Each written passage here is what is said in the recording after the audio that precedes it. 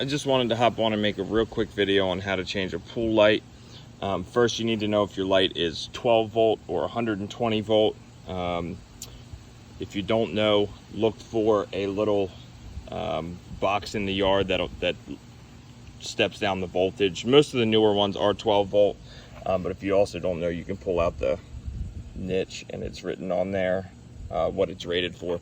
So pretty much there's just one screw at the top in some models.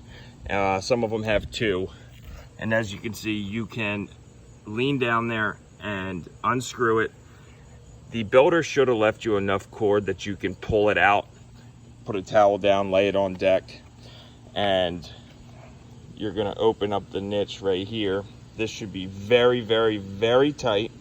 Okay, so you open this up, and every time you change the bulb, you want to change the gasket. You want to clean the whole interior really well so that you're getting a nice watertight seal. If you don't, water's going to get back in there. You're going to have to replace the bulb constantly.